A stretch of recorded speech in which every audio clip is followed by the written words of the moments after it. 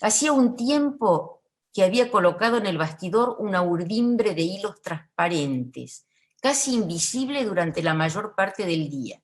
Solo a la mañana, cuando los rayos del sol se asomaban apenas por el techo de vidrio del living y oblicuos, buscando aún las alturas, se detenían en mi taller, las hebras resplandecían con un brillo intenso, espléndidas en su desnudez, y prometían. Estamos en Buenos Aires, 26 de abril de 2021. Iniciamos el proyecto de entrevista de historia oral de artistas textiles y la entrevistada, Silvia Sieburger. Bueno, ¿cómo estás? Bien, bien, Mónica. Bueno, tratando de adaptarme como todas a estas tecnologías que se nos hacen difíciles.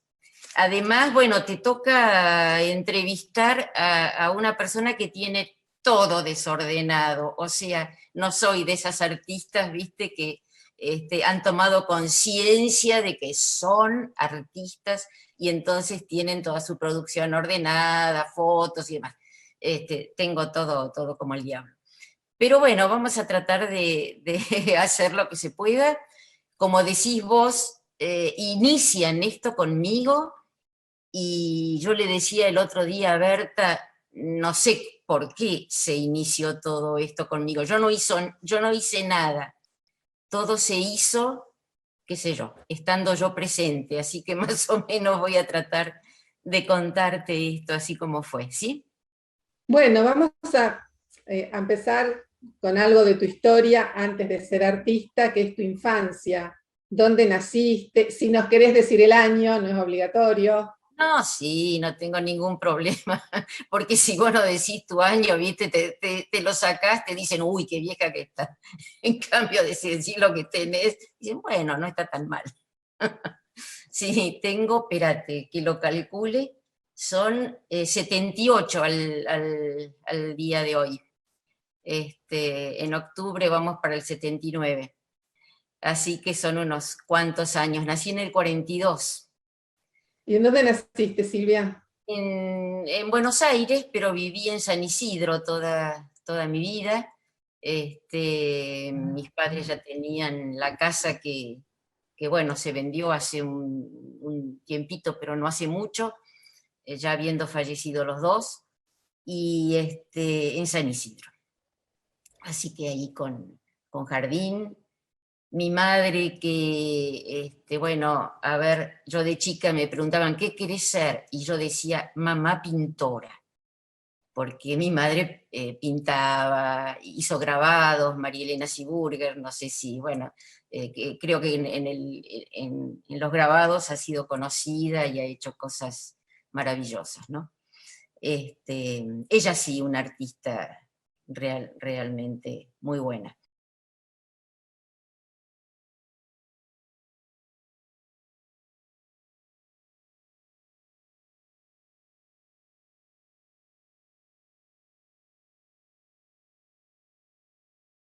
Bueno, así que, qué sé yo crecí un poco en ese ámbito. Mi padre era ingeniero industrial, pero le encantaba la música, le encantaba la poesía, y bueno, de chica me enseñaba poesía, me hacía este,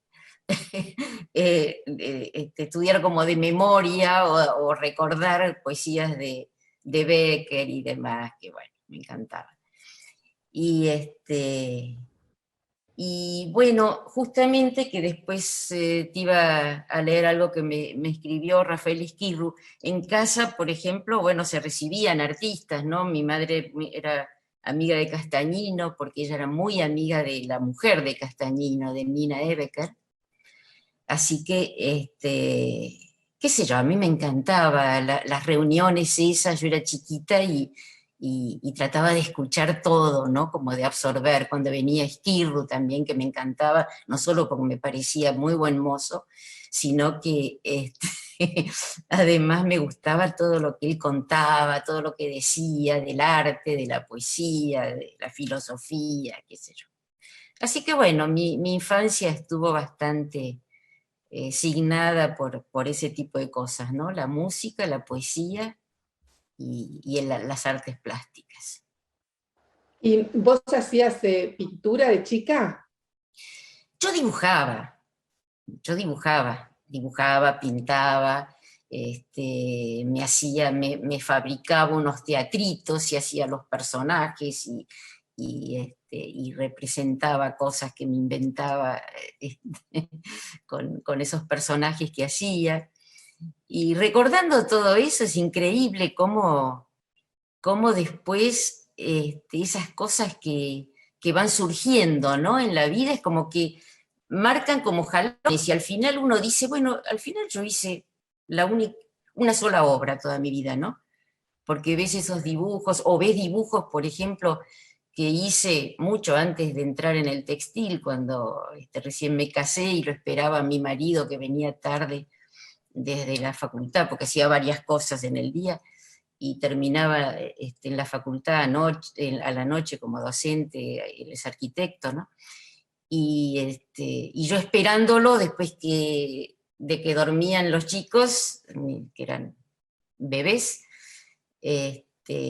dibujaba. Y ahora los he encontrado, no las obras, porque las obras se perdieron, qué sé yo, se aplastaron en algún momento, pero algunas fotos, encontré algunas diapositivas buscando, así removiendo cosas para ver qué podía presentar acá.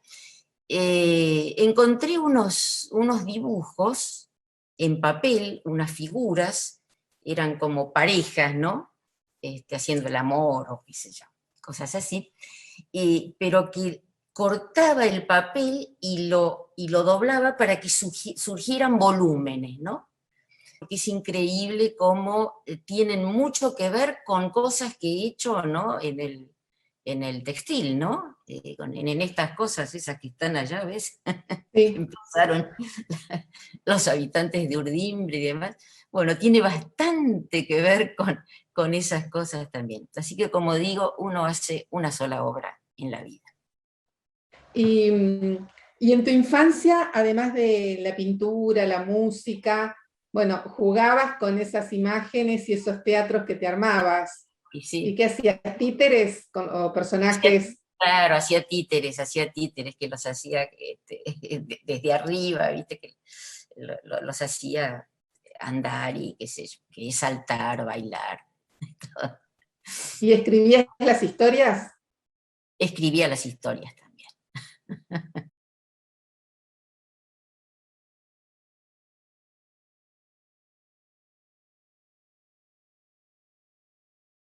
¿Y después qué otro tipo de juego tenías con tus amigas? Tenía amigas, por supuesto, pero siempre fui bastante solitaria. Em, Porque, qué sé yo, había juegos que creo que no sé si podía compartir demasiado. Bueno, jugaba, por supuesto, a la mamá y a la qué sé yo qué, y la vida como era, y después cuando era más chica, ¿no? Pero había ciertas cosas que siempre estuve como entre la vida y la muerte. Había cosas que imaginaba o que pensaba que no las podía compartir, ¿no? Yo a los 4 años casi me muero y no iba a pasar de una noche, y mi padre se pasó toda esa noche dando, yo estaba con acetonemia, todo lo que comía lo vomitaba y demás, y mi padre se pasó toda la noche dándome con una cucharita un poquito de glucolín, que es como una cosita dulce, ¿no? Apenas debajo de la lengua, y bueno, se ve que ese amor y eso, no sé, me revivió. Aquí estoy todavía, por lo menos no me he muerto todavía. Pero, pero bueno, lo cierto es que eh, al poco tiempo, un año después, murió mi abuela y yo quedé conectada con eso. Con algo debo haber conectado en ese trance de casi muerte, que me quedé toda la vida así con una pata acá y otra en otro lado. Con mi abuela tuve relación, murió cuando yo tenía 5 años, y a ver, no sé si contar todo esto, ¿no? Porque me van a creer loca, pero tuve relación con ella hasta los 46 años, ¿podés creer? Hasta los 46. Es increíble lo que después empezaron a pasar cosas en mi vida también después de eso.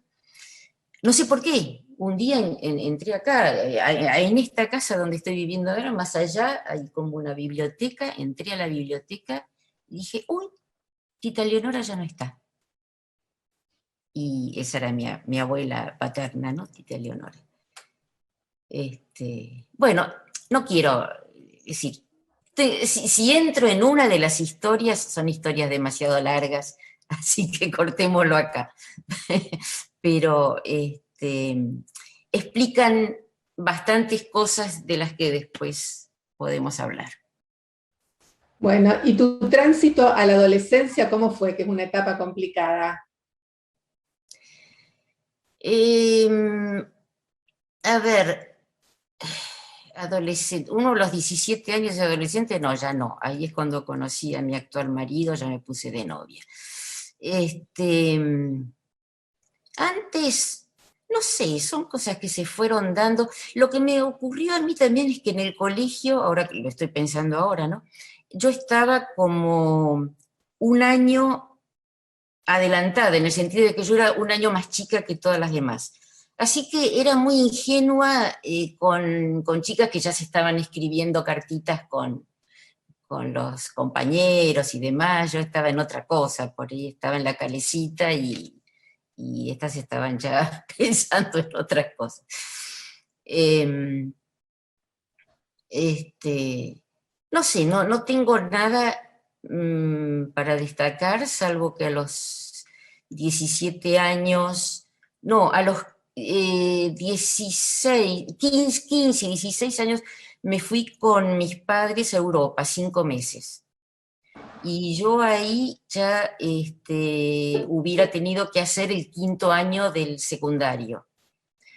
Y, este, y entonces cuando volví, por no estar, qué sé yo, por no volver al colegio, quise dar 5.º año libre y me fui a un pueblito de Córdoba, que ahí teníamos una quinta donde antes, en la infancia, íbamos de vacaciones, pero en la adolescencia no, en la adolescencia iba a Pinamar, que estaba todo mi grupo, qué sé yo. Me fui ahí con un montón de libros diciendo, bueno, ¿dónde es el único lugar donde no pasa nada para poder estudiar y dar todas estas materias? Totoral, ahí en Córdoba. Y bueno, al segundo día en Totoral conocí, se hizo una fiesta, no sé, en el club de veraneantes del lugar, y ahí lo conocí a quien es hoy mi marido. A la semana ya estábamos de novios y por supuesto no estudié nada ahí, pero, bueno, después di 5.º año libre igual. Así que, bueno, nada, fue 5 años, estuvimos 5 años de novios a la distancia y después vino él acá y 3 años más hasta que nos casamos y, bueno, y aquí estamos todavía. Te interrumpo y vuelvo a esta etapa de tu viaje a Europa. Supongo que habrá sido muy valiosa en tu formación. Sí, claro, ahí imagínate, además con una madre pintora que le gustaba el arte, eh, así que imagínate, todos los museos, todos, y horas, horas y horas y horas en los museos. Así que sí, sí, ¿En creo qué que... países estuviste? Y estuve en España, en Francia, en Alemania, en Suiza, en Italia, qué sé yo, esos sobre todo, 5 meses, así que no fue poco. ¿Recorriste lo suficiente? Sí. ¿Y recordás si dibujaste o trabajaste durante esos meses que estuviste en Europa? No, solo recuerdo que a veces iba en el auto tallando, me encontraba maderitas y me lo hiciste acordar ahora, y iba como con una navajita, iba como tallándolas, haciendo angelitos, qué sé yo, cosas que veía en las catedrales, ¿no? Y trataba de reproducir eso tallándolo en estas maderitas que me encontraba por ahí. Es todo lo que hice.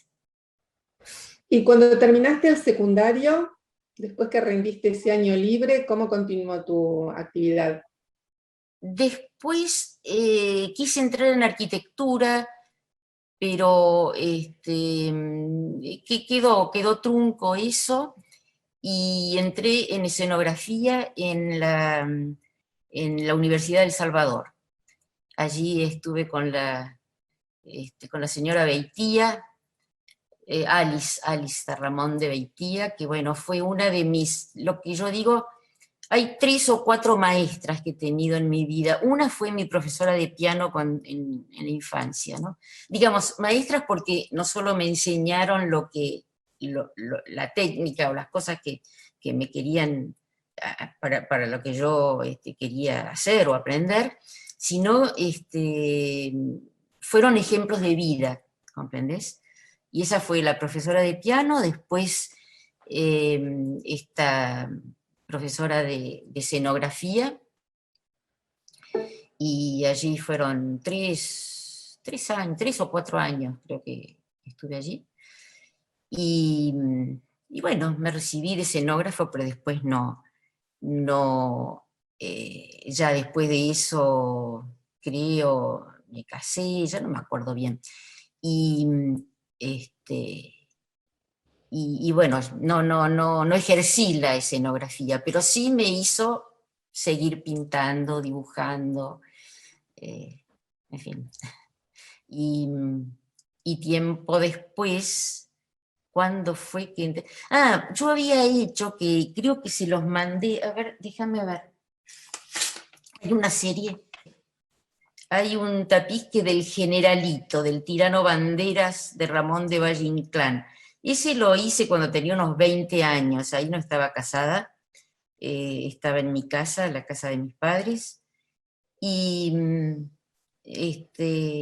a mí me gustaban las ferreterías y había encontrado unos hilos, unas bobinas de hilos vegetales, y entonces hice ese tapiz con todo lo que encontraba a mano, ¿no? Porque yo las cosas que uso son lo que tengo, uso lo que tengo alrededor.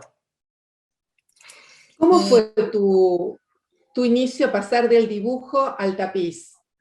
bueno, por eso te digo, esto que hice a los 20 años, y después, bueno, seguí dibujando, pintaba con témpera, con acrílico, demás, esas obras que te digo, que plegaba, cortaba los papeles y los plegaba para que hubiera partes que sobresalieran, que hicieran como un relieve, ¿no? En la cosa planimétrica de la hoja. Y bueno, pero esto lo hice mucho antes, ya te digo, como a los 20 años, y justo, bueno, y después de eso, muchos años después, vi una exposición donde fue en la Galería del Sol, donde había obras de cultura, y había obras de John Wall, que justamente utilizaba estos hilos vegetales, ¿no? Estos hilos de cáñamo y demás, que a mí me habían llamado la atención, me habían gustado.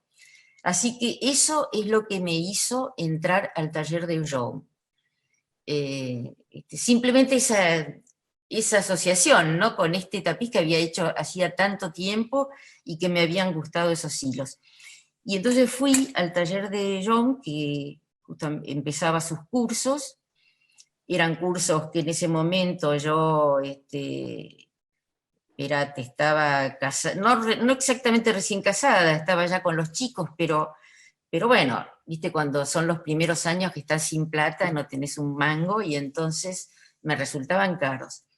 Y le pedí a John que, que me permitiera estar en una primera clase, que después yo iba a conseguir trabajo y que le iba a poder pagar los cursos.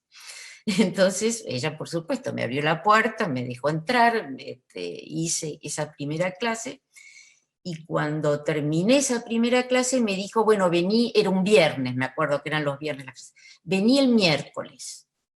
Entonces fui el miércoles y ahí me abrió la puerta, justo se iba el asistente que tenía, que estaba en medio así, se fue en medio,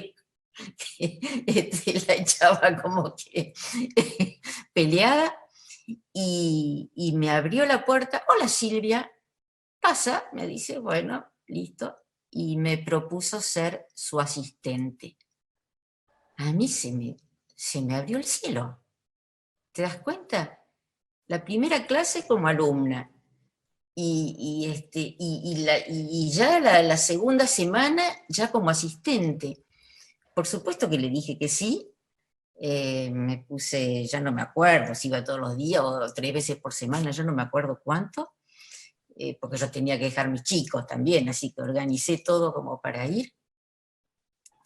Y Joan era increíble, porque bueno, yo empecé haciendo ovillos, dejando madejas y qué sé yo cuánto, aprendí a urdir y esas cosas, para ayudarla a Joan, ¿no? Pero ella de las clases no me decía nada. 10 minutos antes de la clase almorzábamos, y 10 minutos antes me decía, mira, ahora vamos a hacer esto. Y hacía así una especie de trenza, así con un montón de nudos peruanos, porque las clases las empezaba así, antes de ir al telar había que familiarizarse con los hilos, ¿no? Y bueno, y a mí me lo explicaba así, hacía, vamos a hacer esto,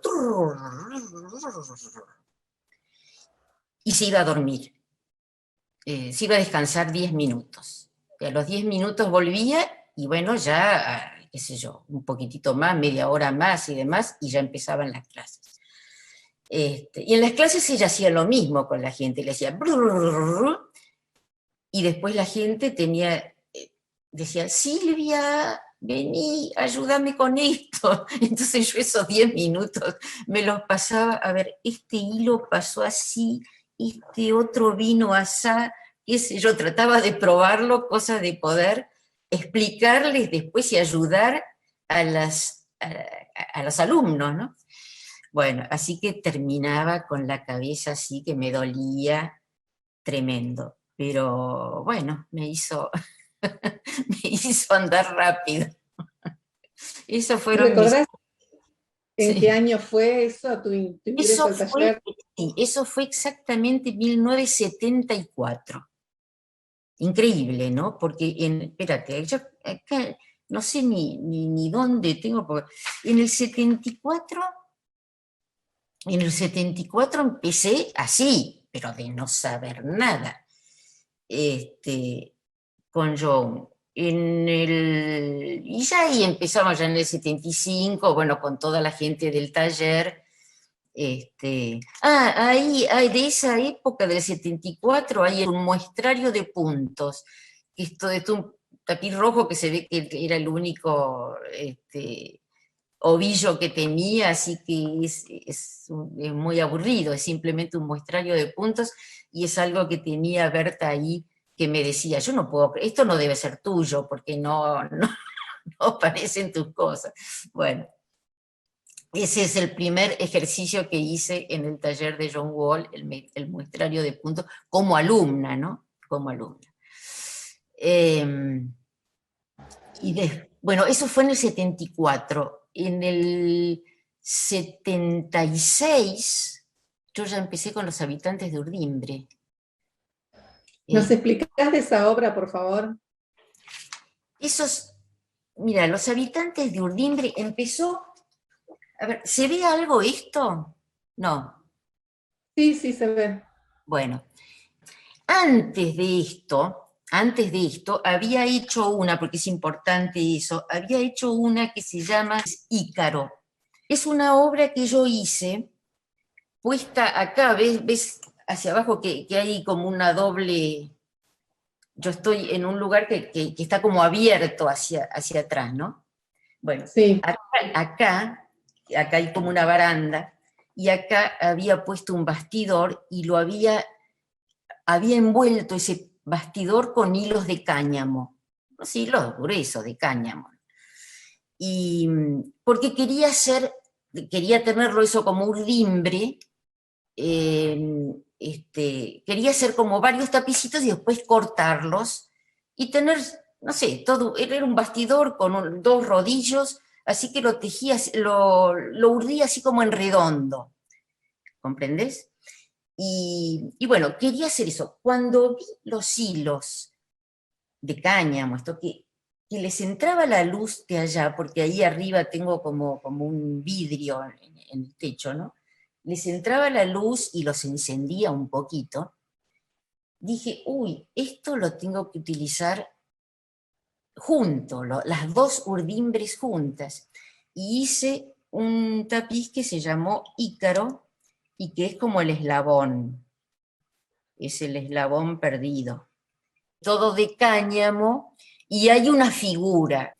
Hay algunas cosas como tejidas así como en redondo, ¿no? Con los dos planos de urdimbre, así, urdido en redondo. ¿A dónde estaba el taller de Joan? El taller de Joan estaba en la calle Montevideo, Montevideo y entre Montevideo y Rodríguez Peña, por ahí. Gracias. No, perdón, no Montevideo, Lavalle, claro, Lavalle, entre Montevideo, a ver, ¿está bien lo que estoy diciendo? Claro, entre Montevideo y Rodríguez Peña, ¿está bien? Sí. La calle Sí. Lavalle era Lavalle. Allí tenía que ir. Que después después fue la casa de Luis Negrotti. Ya falleció, pero fue alumno de ella también y demás. Bueno, era del grupete de los exalumnos de John Wall. Entonces, cuando yo hice ese tapiz, que te muestro que eran hilos muy gruesos para lo que me empezó a aparecer en la cabeza que quería hacer, ¿no? Y me prometí el próximo hacerlo con los hilos más finitos que pudiera encontrar, y entonces, bueno, fue esta la primera obra que se llamó Transfiguración y que es la primera de la serie de lo que llamo los habitantes de Urdimbre. Y si vos querés, no sé si se hace largo o si te interesa, encontré, mirá lo que son las hojas que tengo de mis archivos. Es un desastre, estas cosas. Ya lo que encontré, relato curricular del habitante. Estoy relatando lo que ocurrió. ¿Querés que me permitís leértelo? Así Sí, te lo... sí, sí, podés leerlo. Nació una mañana de enero de 1976. Mirá, esto hizo que yo corrigiera, porque a Berta le había pasado otra fecha de esto, le había hecho 1977, y no. Nació una mañana de enero de 1976 tras una larga y paciente espera. Hacía un tiempo que había colocado en el bastidor una urdimbre de hilos transparentes, casi invisible durante la mayor parte del día. Solo a la mañana, cuando los rayos del sol se asomaban apenas por el techo de vidrio del living y oblicuos, buscando aún las alturas, se detenían en mi taller, las hebras resplandecían con un brillo intenso, espléndidas en su desnudez, y prometían. Más arriba aún, en las vigas del techo a doble altura, donde no llegan los plumeros, es ahí. Mis colegas inspeccionaban sus telas recogiendo y engullendo la presa. Supongo que se entiende que son las arañas. Yo esperaba. Tantas veces había creído ver en el cono de pelusa encendida un leve revuelo indicador de alguna presencia que causara el estremecimiento. Y luego, por un instante, un dedo, o apenas la línea de una mano, o más allá la intuición de un brazo. Preparé mi trampa. Mientras tanto, disimulaba afanándome en la obtención de texturas en un tapiz de cáñamo y sisal por el que de vez en cuando la luz se colaba con timidez. Es un tapiz que tengo por allá, que después le mandaré fotos también de eso, pero era una excusa, fue una excusa, ese tapiz mientras esperaba que apareciera esto, ¿no? No sabía lo que iba a hacer. Y acá, bueno, cuento, tiempo después de recibirme de escenógrafo había estudiado las técnicas de tapiz con John Wall, me desempeñaba desde 1974 como su asistente y la secundaba en su tarea docente, de modo que las experiencias con hilos no me eran desconocidas. Pero esta vez no se trataba de una experiencia más, sino de la obtención de algo tan escurridizo como íntimo, tan inaprehensible como personal. Mi presa se hacía esperar. Aquella mañana me senté como de costumbre frente al telar y trabajaba con un ojo puesto en el bastidor que resplandecía a mi lado con sus 1000 hilitos de plata como otros tantos cebos tentadores. Y ocurrió. Vi claramente los dedos de un pie que habían quedado enredados en la urdimbre. ¿Sabés cuáles fueron? Esto no sé si se alcanza a ver, estos de acá, que están levantados. ¿Ves esos deditos? Sí, sí. Empezó con eso, con esos deditos que los hice así como redondel, agarrando 2 planos de urdimbre acá, los primeros, y después, y esto tiene 4, no, esto tiene 2 planos de urdimbre, porque es un rodillo. Estos los primeros y los últimos en el otro, en el de atrás. Bueno, así empezó con esos, los deditos primero. Vi claramente los dedos de un pie que habían quedado enredados en la urdimbre. De un salto tomé unos hilos y comencé a fijarlos. Ojos avisores advirtieron mi apresuramiento y se descolgaron disputándome la presa. Veía las arañas ahí que andaban más allá. Luché a brazo partido, pero al fin lo logré. Una vez amarrados los dedos, pude abocarme con más calma a conseguir el pie. Pensé que con un pie sujeto es difícil escapar. A la mañana siguiente comprendí que estaba en lo cierto. Cansado de luchar por zafarse durante la noche, se había rendido al fin y allí estaba, vislumbrado con todo su cuerpo, habitando los 4 planos de urdimbre. Los demás habitantes se fueron entregando uno a uno, creo que le han tomado el gusto y consideran la urdimbre su vivienda natural. Bueno, aquí termina este primer relato.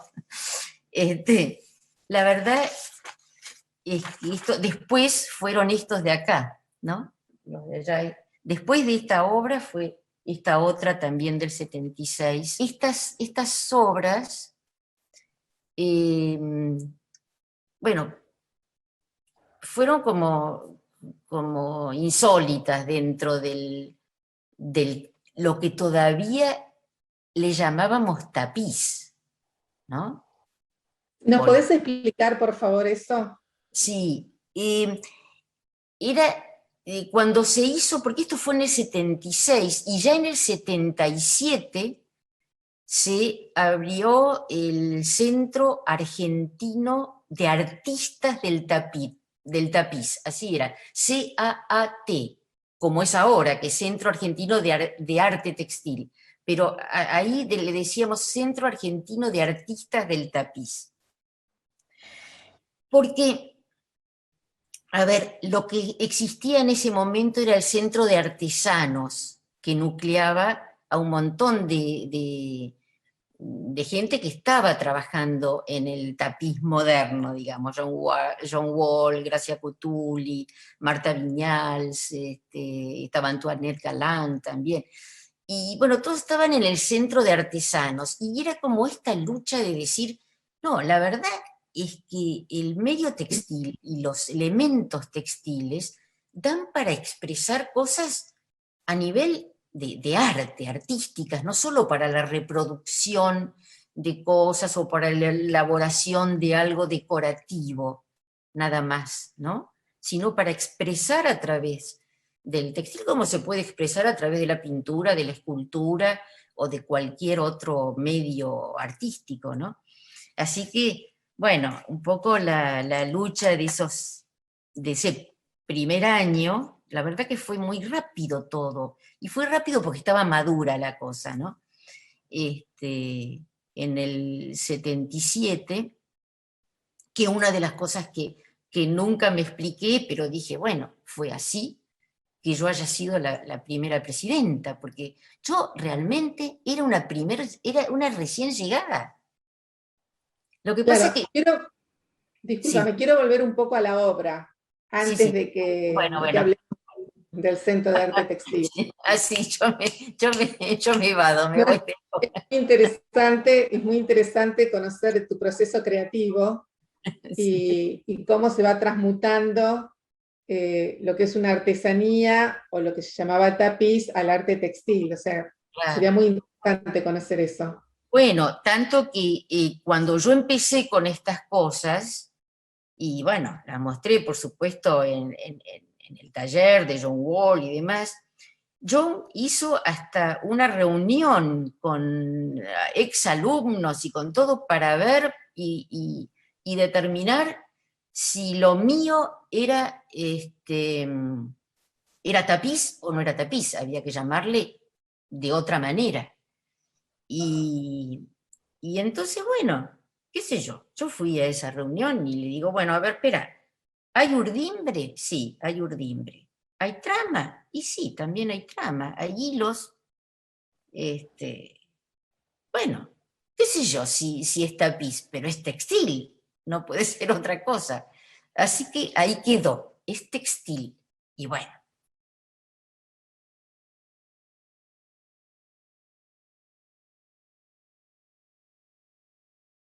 pero no solo yo, había un montón de gente, ¿no? Como Nora Correas y demás, que hacía todas estas esculturas blandas y demás. El medio estaba lleno de cosas que se iban de lo que era lo que tradicionalmente se podía entender por tapiz. Así que bueno, no importa. Ahí el primer salón fue el salón de tapices. Poco tiempo después se le cambió el nombre y fue arte textil. Pero bueno, volviendo a mi obra, a ver cómo la retomamos. Eh,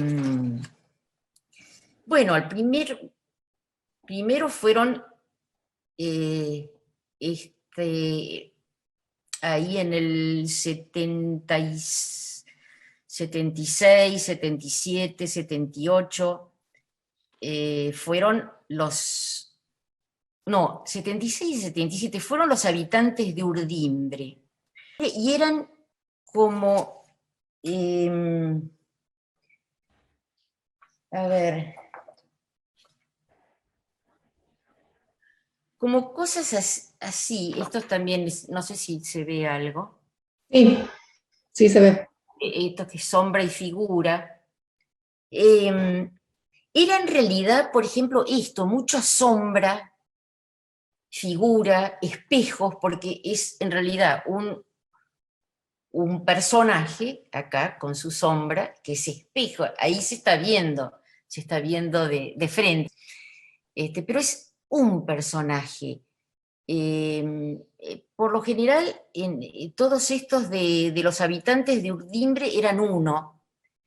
Después, en el 80, hice otra serie que se llamó Los Tránsitos, la que sacó el primer premio en el Salón Nacional del 80, el premio de honor, sí. Estos ya pertenecen a otra serie en la que no solo hay dos personas, siempre es como una pareja, sino que además tienen mucho más movimiento, ¿no? O giran o se mueven, no sé, hay movimiento y hay como una ida o como una voluntad de pasar de una dimensión a otra, de un espacio a otro. Acá están como queriendo entrar en un remolino así hacia esto que es el desconocido. En fin, son las cosas que te pueden motivar. Este es Juegos, que fue el primer el primer premio del Sibori, fue anterior a este otro del 80, pero también ya ves, es la pareja, son juegos amorosos de una pareja. Y después hubo una, pero ya más, no terminando, pero en otra, que eso sí que se me perdieron todos, porque fueron unos más, los últimos, digamos, cuando el marco me empezaba a quedar chico, que se llama Estrecheces. Y todos esos se salen del marco. Son cosas, pero fueron obras más chicas esas. ¿Qué fue lo que te inspiraba o qué querías transmitir vos con esas obras? Mira, si lo analizo, son cosas que me sucedían a mí, ¿comprendés? Como una búsqueda quizás identificatoria, no sé, de mí misma con todos los misterios que puede tener un ser humano, ¿no? Lo que veía en mí lo podía ver en el otro, siempre uno es una parte conocida y otra parte que es un misterio. Y la verdad que siempre me atrajo más el misterio que lo conocido, en cuanto a pensarlo, a indagarlo, a sugerirlo, a tratar de descubrirlo, porque en realidad, a ver, creo que fue Piet Hein que decía, arte es la resolución de problemas que no pueden plantearse antes de haber sido resueltos, ¿no? Entonces, yo suscribí totalmente ese pensamiento, porque, qué sé yo, así como Picasso decía, yo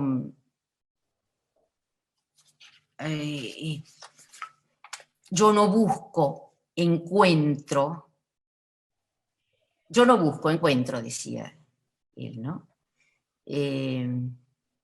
Y me acuerdo que algo escribí alguna vez respecto a eso, pensando que, bueno, pero si encuentro es porque en realidad buscaba, porque nadie encuentra nada que no busque, ¿no? Y entonces encontré esa frase de Piet Hein que me encantó.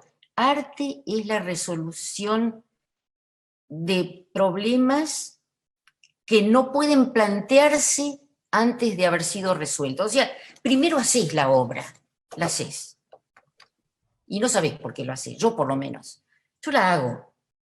Y después de hacerlo, encuentro lo que buscaba, ¿no? De alguna manera, la encuentro como espectadora de mi propia obra. Entonces, también admito que otro, viendo la obra, pueda encontrar otras cosas, y me parece maravilloso. Siempre la obra se completa con lo que muchos encuentran, ¿no? Y ojalá, bueno, lo más que puede pedir uno es que lo que hace le signifique algo a otra persona, ¿no? Sí. Creo que es así. ¿Qué buscaba? ¿Qué era? No sé, lo que veo son seres fragmentados. Una vez me pidieron, porque a mí me sirve hoy que estoy bastante alejada de todas estas cosas, me encanta, es otra hojita que encontré en mi cajón, tengo un solo cajón con todos los archivos de mis obras o de cosas referidas a esas. Y encontré esta de juegos que se ve que le mandaba a alguien para explicar esta obra que es la que te cuento, esa, que es la que te cuento que fue la del Sibori. Así que a ver, ¿qué digo que acá? Acá, bueno, cuento un poco cómo está hecha la cosa, ¿no? Urdido en redondo sobre cuadros simples o dobles de caño, este espacio transparente permite realizar figuras suspendidas en las que la línea, el plano y el volumen construyen personajes multifacéticos. Siempre me gustó esto, usar la línea, el plano y el volumen conjuntamente, que no es fácil, ¿no? Porque incluso los dibujos también pasan de pronto de la primera urdimbre pasan a la otra, ¿no? Así que se dibuja en el espacio. Yo hacía en una época ahí, cuando te cuento que estaba casada y con los chicos esperando a mi marido, también hacía figuritas con alambre, ¿viste? Entonces, es un poco esto. Después se me aplastaron todos esos alambres, pero eran como dibujar en el espacio. Bueno, con la corporeidad y pesadez de miembros torneados a partir de un tejido en redondo compacto, con la sutileza de un rostro o una mano delineados por el hilo solo o en retorcido, semejando un trazo que dibuja en el espacio, con la opacidad de algunos fondos y la transparencia del tejido abierto o la urdimbre desnuda. Dice, en su conjunto, estas obras muestran compasivamente el esfuerzo inútil del hombre que se construye a sí mismo a partir de los contornos, las apariencias, las parcialidades y particularidades, de los destellos de intuición y conocimiento, vislumbres de verdad y poesía, empeño vano pero enternecedor. Qué sé yo, así es lo que entendía yo un poco, lo que cada uno trata de hacer con uno, y lo que por ahí se muestra, creo, en mis obras, ¿no? Que se construyen un poco así como segmentadamente, y mostrando varias posibilidades. Bueno, acá no lo tengo, pero por ejemplo, eso es algo que se ve en la obra que fue la de El Cantar de los Cantares. No sé si has visto alguna de esas, donde hay varias caras, como hay varias actitudes de esa misma persona que busca, ¿no? La que se queda dormida, la que despierta, la que avanza y realmente busca y puede llegar. En fin, estamos hechos de qué sé yo, una persona no es una sola, es muchas. Y uno es diferente a veces en distintos grupos, ¿no? No sé si lo has experimentado. De repente sos más expresiva con unos, más retraída con otros, con algunos te abrís, con otros te cerrás. En fin, eso. ¿Y cuáles fueron los grupos que tuviste? Aparte del taller de Joan. En cuanto al textil, no he tenido más que los grupos de Joan. Después un día, bueno, y después el grupo que tenía de amigas y de colaboradoras y de ayuda impresionante cuando me tocó ser presidenta del CAT en estas dos oportunidades, ¿no? Y bueno, tanta gente que estaba en el textil y que, bueno, eso sí. Pero no es que haya ido a otro taller. No, solo estuve en el taller de Joan y después en este grupo ya más amplio que nucleaba a todos los talleres y a toda la gente con la que me vi en el CAT. ¿Y qué premios obtuviste? Déjame ver. Acá, premio. Primer premio quinto del Salón Municipal de Tapices, Gran Premio de Honor. Del Sívoli. Después el Gran Premio de Honor en el tercer Salón Nacional de Tapices, primer premio UCIP de Mar del Plata, primera mención, me había olvidado, primer Salón de la Bolsa de Comercio, Buenos Aires, después distinciones, se editó una estampilla de correo, mirá vos, con una obra, en el 82, y figura en el libro de Artistas de América de Rafael Esquivo. Ah, Rafael me escribió. Rafael, que como te digo, me encantaba porque era muy buen mozo y muy interesante. Yo era chica, por supuesto, adolescente, ¿no? Y, y, y me parecía espléndido, pero además porque me parecía espléndida su personalidad. Y me escribió una poesía, mirá, en este libro, Artistas de América. ¿Lo ves? Sí, ¿Querés que te la lea? ¿O no? sí, sí, sí. Dice, recogiste, Silvia, la fina trama de hilos invisibles, de esos que configuran destinos, y los hiciste perceptibles hasta lo tangible.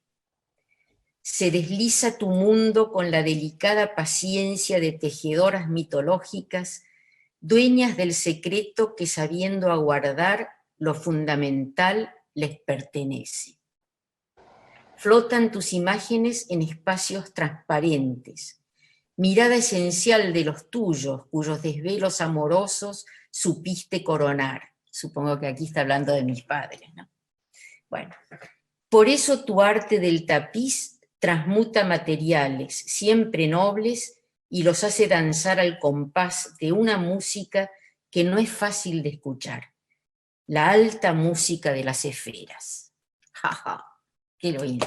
Qué Lindísimo. lindo. Me encantó recibir eso, pero bueno, qué sé yo, a cierta, a cierto punto de la vida,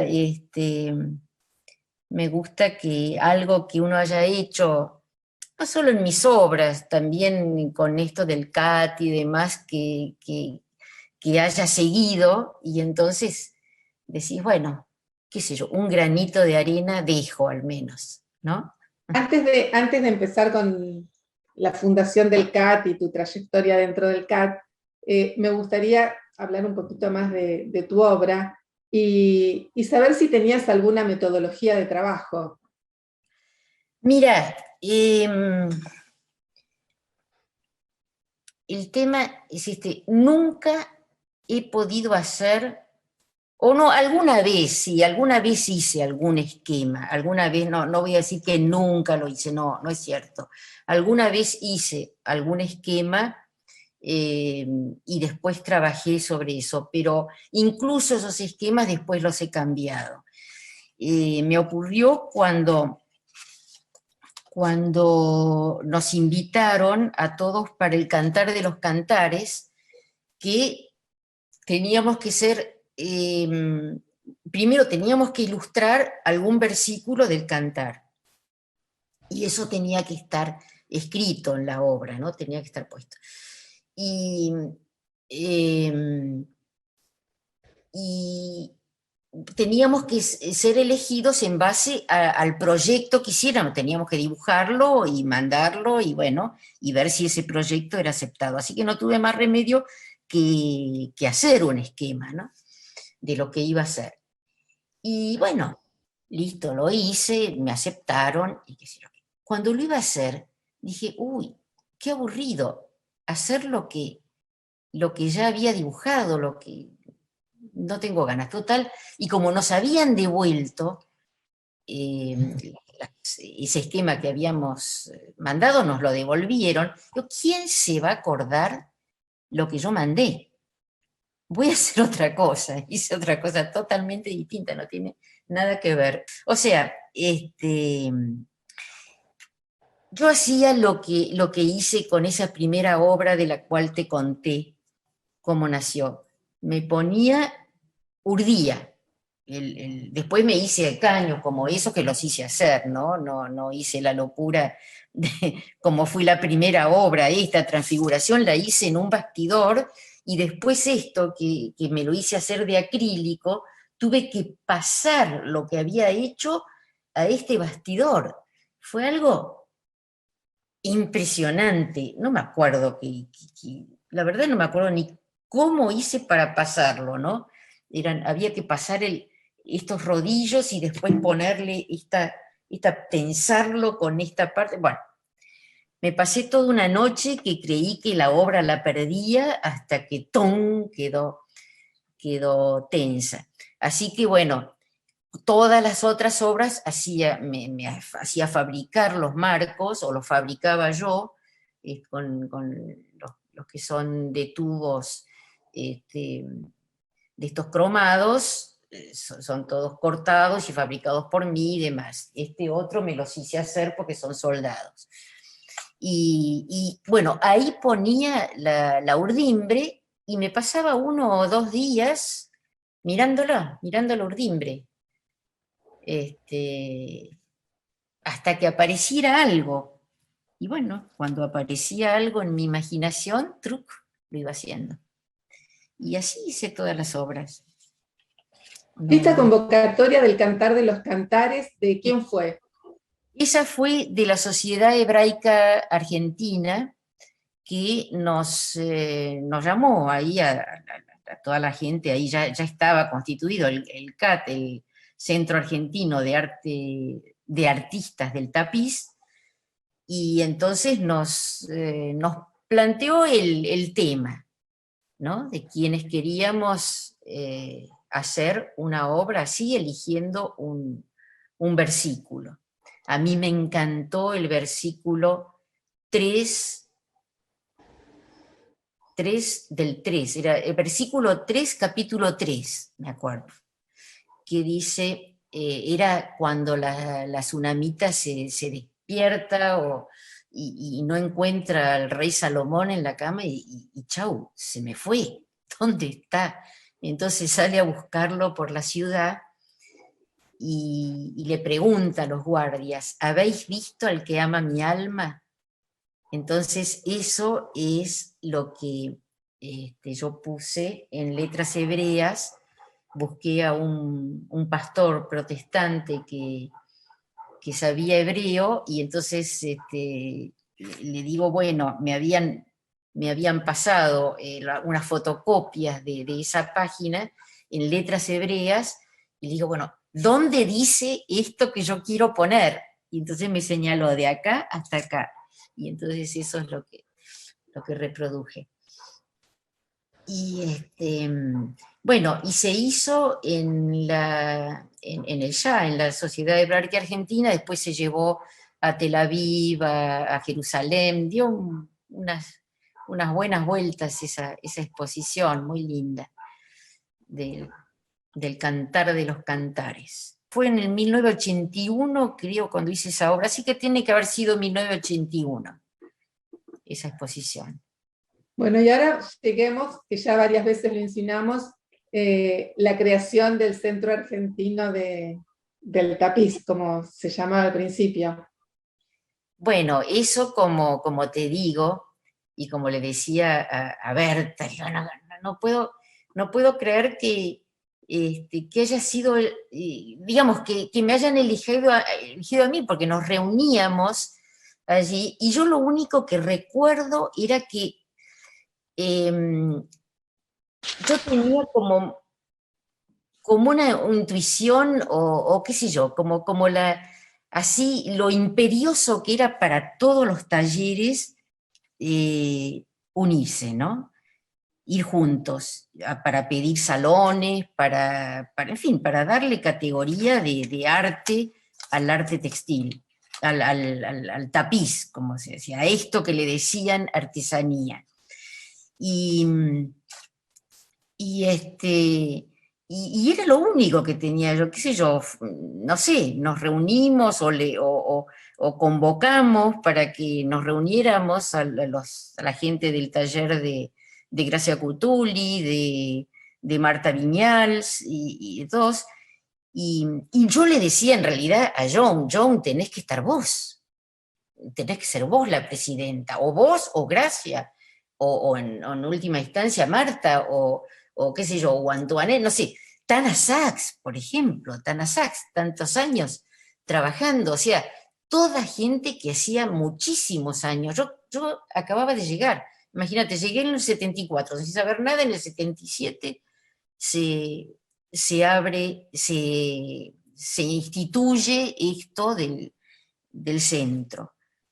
Y bueno, nada, qué sé yo, se votó y todos me dijeron, no, sé presidenta vos.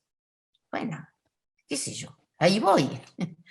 ¿Y Y, dónde se reunían? y nos reuníamos en casas de algunas alumnas de Young o de algún... qué sé yo. Me acuerdo que varias veces nos hemos reunido en casa de Rosa Chernoff, por ejemplo, que era una exalumna de John Wall. Eh, ahí Malena Mera empezaron a, bueno, a decir cómo son quienes ocupan tal puesto, secretaria, contadora, la tesorera, qué sé yo cuánto. Bueno, ahí se dieron los roles de cada uno y la verdad que, como le decía a Berta, tengo que destacar la labor de Malena Meira que me sirvió. Todo lo que yo no sabía en cuanto a gestión, me lo y organización me ayudó a hacerlo Malena. Y después, bueno, todas, porque para hablar al director de salas nacionales y demás, y de decir, tiene que haber un salón nacional, qué sé yo, todos. Había gente que conocía mucho más a las personas del medio que yo, imagínate. La misma Gracia, Tana, qué sé yo, Azucena Miralles también se movió, la que hacía las cosas en cuero, ¿no? Ella también hacía algo muy, muy, muy especial y muy particular de ella. Bueno, en fin, no sé qué más contar de esta primera presidencia. Se hizo en el 77, en el 78 ya se abrió el primer Salón Nacional. Tenía sede. No teníamos sede, nos reuníamos, nos hablábamos y decíamos, bueno, reunámonos en tal casa, en tal lugar. Muchas veces en lo de Rosa Chernoff y otras veces no sé, no, ya ni me acuerdo. Después de mi presidencia, yo no sé si fue con Carola Segura, ya fuimos ahí donde está hoy, a Viamonte. Se le alquilaba como el living y otra piecita a un viejito que vivía allí, que vivía solo y tenía su pieza y demás, y nos alquilaba esto para poder, qué sé yo, tener él para sus gastos, le pagábamos las expensas y los impuestos y todas esas cosas, y le pagábamos un alquiler y bueno, le resultaba, y a nosotros también. En mi segunda presidencia, años después, que ya no me acuerdo bien, le pregunté a Berta, creo que ella sabía cuándo fue esa segunda, como en el 92, creo, y me tocaron 2 años curiosos, la verdad. En el 92 fue tener que hacer un salón nacional que se habían olvidado. En salas nacionales se habían olvidado del tapiz, porque en ese momento era la época de Menem, y no me acuerdo quién estaba como director mejor que no me acuerde cuál era el director de salas nacionales, porque no voy a hablar bien de él, así que vamos a contar el pecado y no el pecador. Se habían olvidado del tapiz y habían mandado todos los salones nacionales a las provincias. Entonces llegaba diciembre y el tapiz no había tenido, el textil, ya se hablaba de arte textil, el textil no había tenido su salón. Entonces fuimos a verlo y dijimos, pero tiene que tener el salón, así que dennos salas nacionales como tiene que ser. Entonces, bueno, no, pero es que ahora todas las exposiciones que hagan en salas nacionales tienen que venir muy producidas, muy bien montadas, con catálogo, qué sé yo, con un montón de cosas que, claro, era mucha plata. Nosotros no teníamos. no teníamos un mango, como fue siempre y como debe seguir siendo. Bueno, entonces me acuerdo que dijimos, bueno, lo vamos a hacer. Y ahí empezamos, ¿no? Yo salía con una carpetita así, como estas cosas, con todas las obras de mis colegas y mías también, pero puestas así abajo del brazo, y entonces salía, qué sé yo, a las empresas, a lugares que tuvieran algo que ver con el textil o con la iluminación o con lo que fuera, y entonces iba por la calle y iba rezando. Ahí aprendí lo que es la oración, yo no lo sabía hasta entonces, y la efectividad de la oración. Yo iba rezando, escuchate esta porque tiene importancia para el caso. Decía, Señor Jesucristo, guíame. Saibaba, que en ese momento estaba de moda, Saibaba, no sé si te acordás. Señor Jesucristo, guíame. Saibaba, escúchame. Buda, fortaléceme. Jehová, protégeme. Señor de todos los nombres, ilumíname. Entonces yo iba diciendo esto, y esto, y esto, y esto. Lo primero que conseguí son lamparitas eléctricas. Lo segundo que conseguí fue un iluminador. Ricardo Plant, que me había comprado una obra y que era iluminador y qué sé yo cuánto. Bueno. Lo tercero que conseguimos, porque esto también no es que haya ido yo junto con mis colegas que buscaban por todos lados, fueron artefactos de iluminación del Fondo de las Artes que nos... Entonces, vos te das cuenta, yo terminaba todo esto diciendo ilumíname, y todo lo que conseguí era para iluminación. Le dije, bueno, fenómeno, ya me iluminaste y ahora necesito todo lo demás. Y ahí vino para el catálogo y para todas las demás cosas, así que bueno, se armó el salón. Pero resulta que se inauguró el salón un día, no sé si fue, no sé, martes, ponele, un miércoles, no me acuerdo cuándo. Yo voy al segundo día o al tercer día y veo unas personas con unas carpetas y así mostrando y midiendo cosas. Entonces me acerco para preguntar, no, qué están haciendo? ¿Qué están calculando? No, es que ahora el fin de semana se hace aquí una, un- una cuestión empresaria. ¿Qué? Le digo, ¿cómo que se hace? Si está este salón que va a durar 15 días. No, bueno, qué sé yo. Me voy a verlo al director y resulta que me dice, no, bueno, pero no importa, ya está inaugurado, ¿qué quieren más que 2, 3 días? Ya tienen todo, ya tienen el catálogo, ya tienen las fotos, ya tienen todo. Digo, no, pero nosotros nos hemos comprometido con toda la gente que nos ha puesto plata y que nos ha ayudado para el catálogo y que han puesto sus propagandas y sus cosas ahí. Nosotros no podemos decirle que esto se levanta a los 3 días. No, bueno, no importa. Bueno, entonces, ahí todas las tapicistas nos transformamos como una especie de piqueteras ocupas. Nos fuimos a salas nacionales y dijimos, bueno, de aquí no nos movemos, esto no se puede levantar.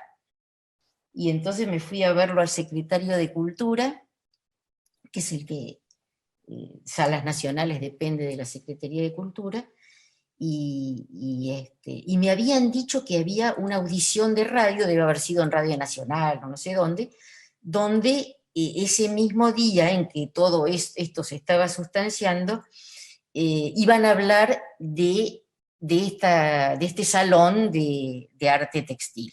Bueno, entonces me voy a la Secretaría de Cultura a decir, esto no puede ser, miren lo que pasa, qué sé yo cuánto, y por supuesto el secretario de Cultura no me atendía.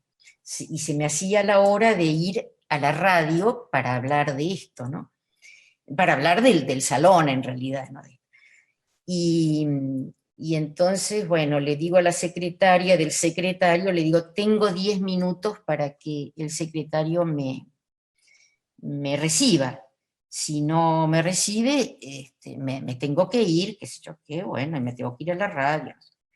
Bueno, no me recibió, por supuesto, y me fui a la radio. Entonces le dije a la conductora del programa que hacia el final de la entrevista me hiciera alguna alusión a cuándo se iba a terminar y qué sé yo cuánto. Así que hablamos del salón, de los premios, de las cosas, de lo lindo que estaba y qué sé yo cuánto. Y al final me dice, bueno, ¿y cuándo se cierra? Y entonces yo le digo, bueno, esto está programado para que se cierre tal día, ¿no? Eran los 15 días de la inauguración. Hay rumores de que esto se va a levantar para un evento empresario, pero la verdad es que yo no lo puedo creer, porque no puedo creer que en la Secretaría de Cultura, que le dan tanta importancia a las cosas culturales y demás, hagan este tipo de cosas, así que no puede ser. Esto va a terminar tal día. Bueno, y me voy, se terminó la audición de radio. Cuando llego al salón me decían todas las que estaban ahí, Silvia, te esperan en Secretaría de Cultura. Y entonces ahí me recibió el secretario junto con el director de Salas Nacionales y le dio directamente un reto tremendo al director y le dijo, esto desháganlo, lo de los eventos empresarios se hace cuando se termine, qué sé yo qué, bueno, listo, triunfamos.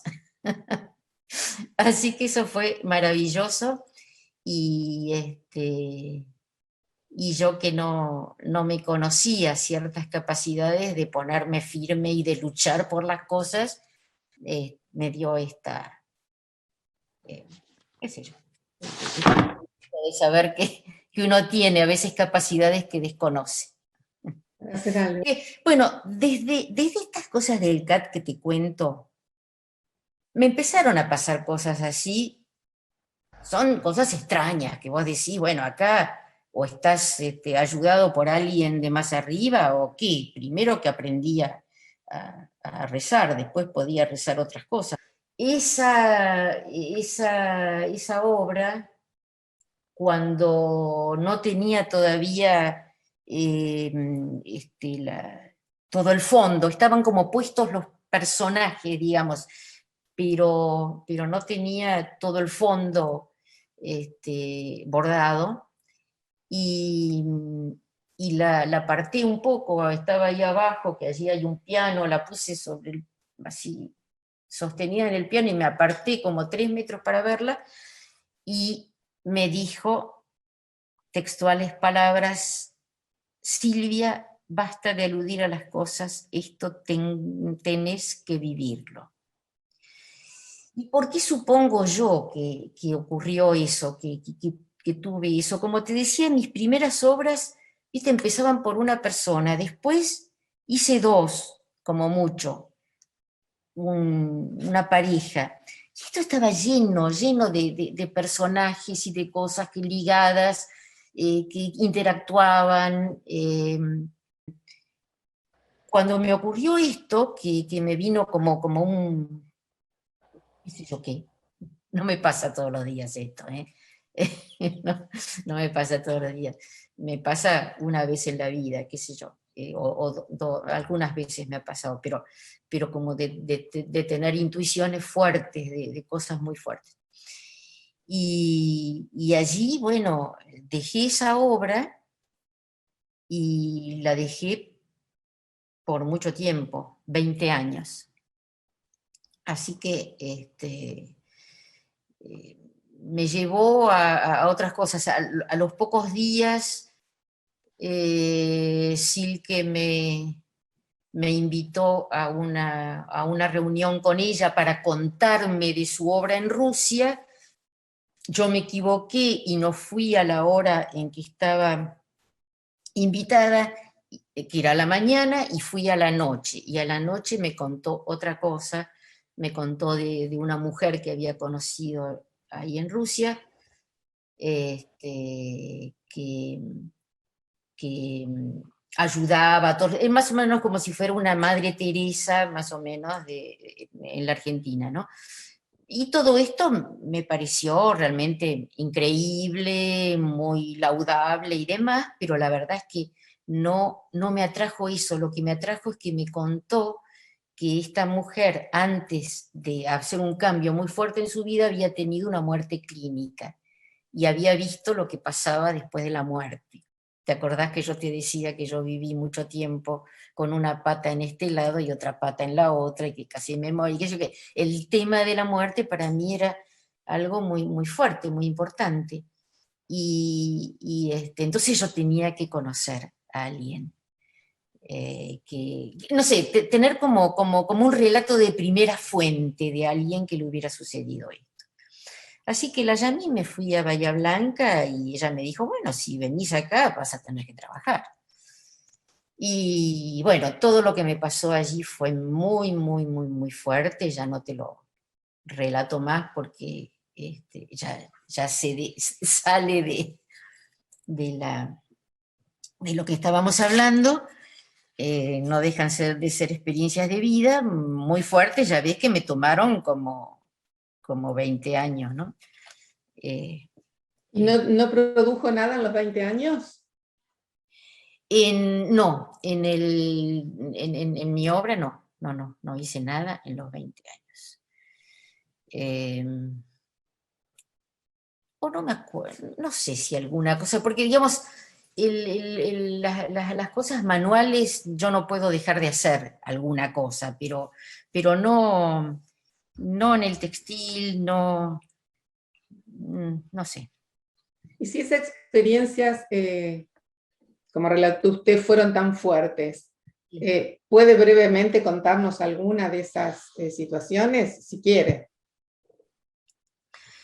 Bueno, cuando yo volví de, de esa, me fui a Bahía Blanca a conocerla, iba a ir una semana y estuve menos días porque, bueno, por toda una circunstancia, todo está agarrado como hilitos, ¿viste? Una cosa con otra. Una prima de mi madre era cuñada de Nati Petrosino, esta persona que tenía allí el Hogar del Peregrino y a quien yo iba a ver, se enteró que yo estaba, que había ido a verla a Nati Petrosino, y si había una persona en Bahía Blanca que no hablaba bien de ella, era su cuñada, o sea, mi pariente. Entonces, cuando Nati también se enteró de que yo era pariente de esa persona que le hacía la contra, bueno, hubo muchas cosas que no las voy a contar acá, pero de rispideces que a mí me sirvieron un montón, me sirvieron increíblemente. Creo que tuve una iniciación. Creo que como se hace en los monasterios budistas, donde son cosas así muy fuertes, como de pinche, bueno. Además me decía la que ayudaba a Nati Petrosino, bueno, Nati nunca se lo hace fácil a la gente, porque justamente quiere ver quién viene por, qué sé yo, por la galería o si realmente viene por una necesidad interna. Bueno, el tema es que viéndola a ella y viéndola a ella en algún momento tratándome mal a mí, me vi a mí misma. Me vi a mí misma, hizo mis mismos gestos, mis mismas cosas, me vi a mí misma tratando mal a otros, no por lo que el otro hacía, sino por otro motivo, era como esto, como que no me estaba tratando bien porque yo era pariente de esta persona, yo no tenía nada que ver con, ¿comprendés? Bueno, y, y eso, entre otras cosas, fueron fuertísimas para decir, esto lo está escribiendo otro, ni Nati, ni yo, ni nada, esto viene de otro lado. Y todos esos días que estuve ahí, era esto, estaba como conducida por alguien superior que me estaba mostrando lo que me quería mostrar. Yo no había visto chicos discapacitados profundos, no había visto gente necesitada, se recogía gente de la calle a la que, viejos a los que cambiábamos y ayudaba y qué sé yo, los cuidábamos.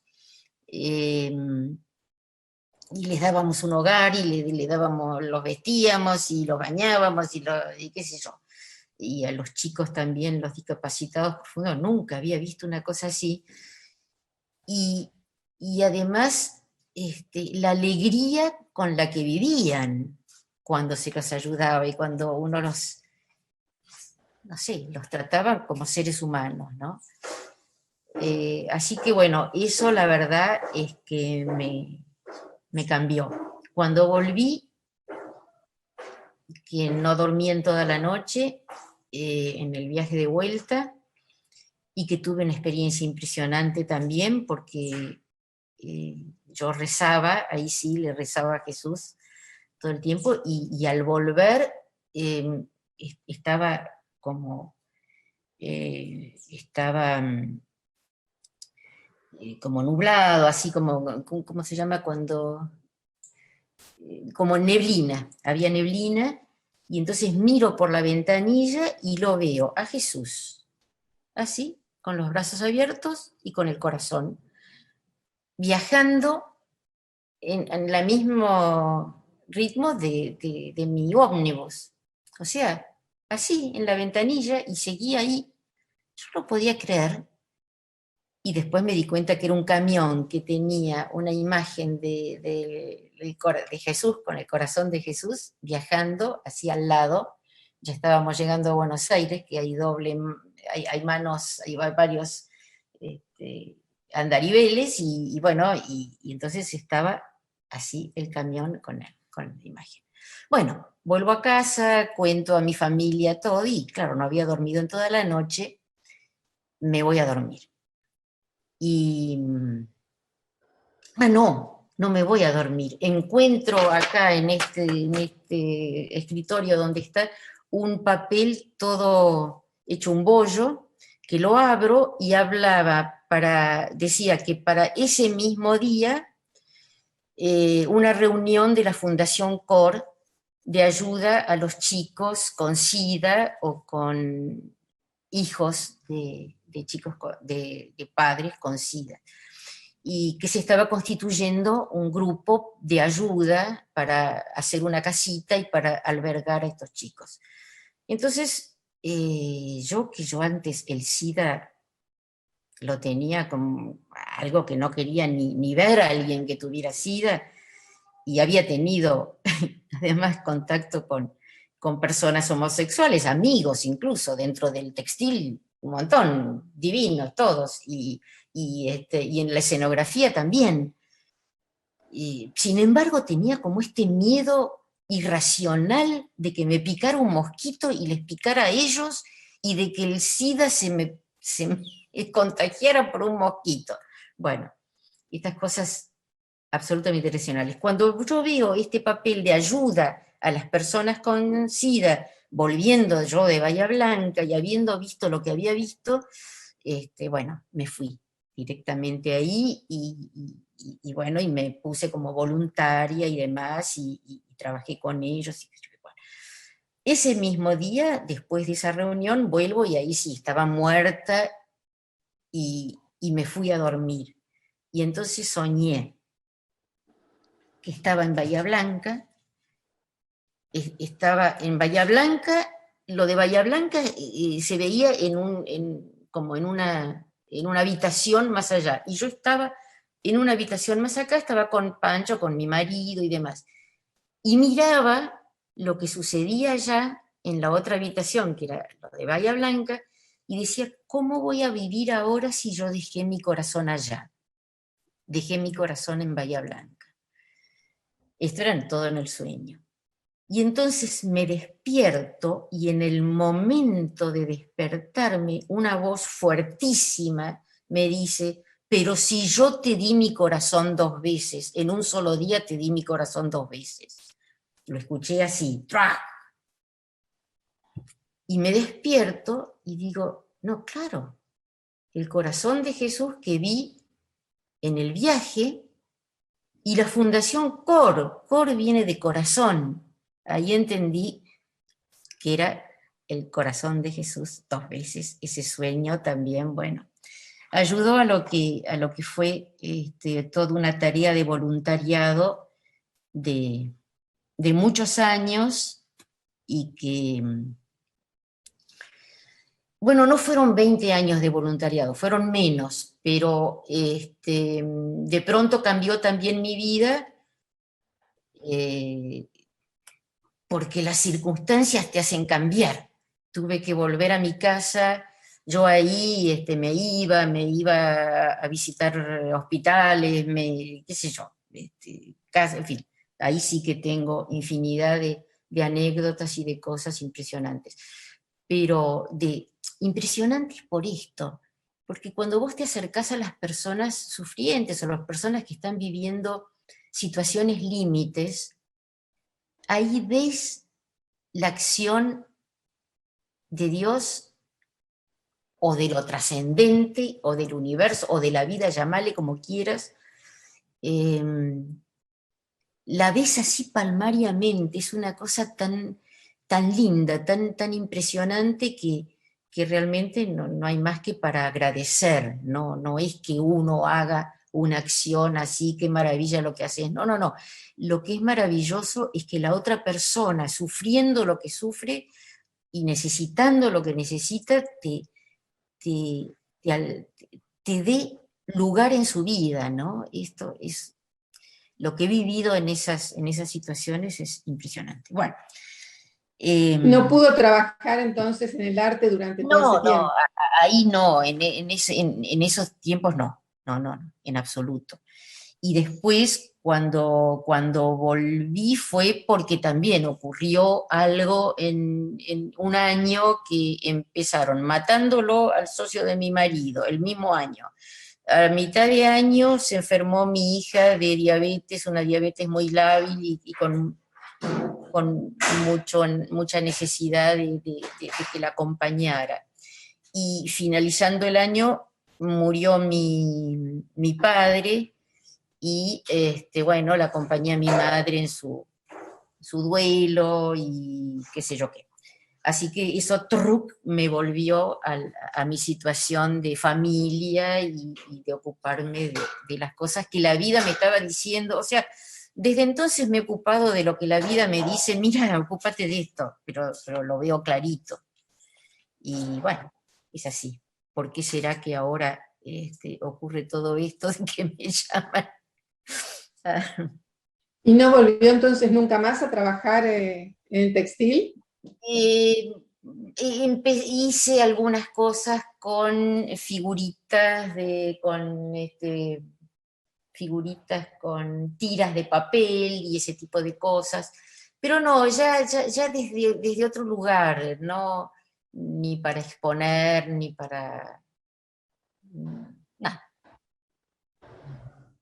como algo que uno hace por las ganas de hacerlo o porque tenés la oportunidad, pero tanto es así que ahora, este año, el año pasado, por ejemplo, que 2020 y que tengo que estar en casa y demás, pero que permanentemente o por mi hija o por mi marido o por lo que fuera, cada uno está con sus cosas y que me necesitan.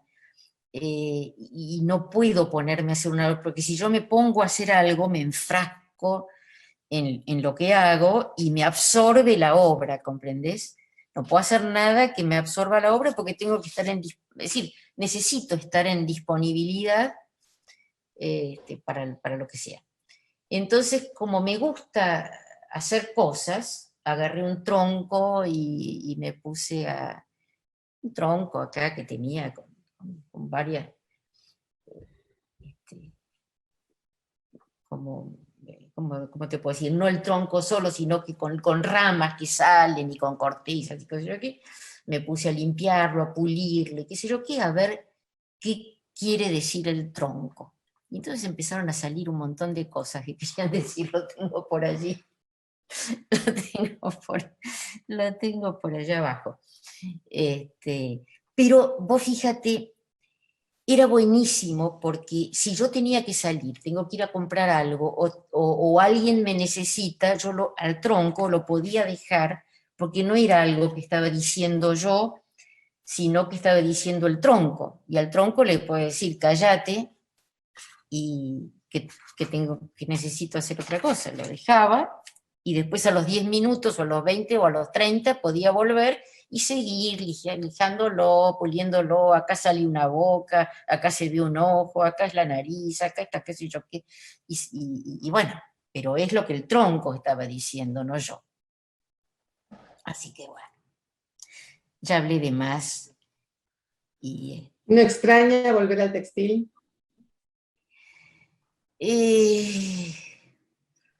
A ver si volví. No, ya, primero hay algo, ya no podría hacer, aunque tengo que arreglar y lo voy a tratar de hacerlo, tengo que arreglar uno de Los Ángeles porque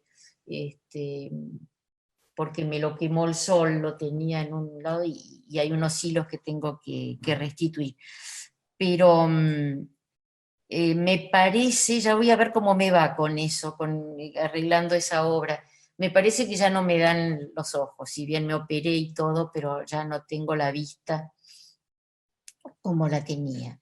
Si bien era una mezcla de vista y tacto lo que yo hacía. A veces me decía mi marido, estás trabajando a oscuras, y yo ni me daba cuenta, y era que con el tacto iba viendo, iba dándome cuenta de decir la primera, la segunda, la tercera o la cuarta fila, ¿no? Etapa de urdimbre. Así que, como ves, mi discurso es bastante, no es nada preparado, así como mis discursos son mis obras, no son preparadas, sale lo que sale. Y después si sale algo coherente, será gracias a no sé qué. Adiós. Muy interesante. No sé si quiere contarnos algo más que no hayamos charlado.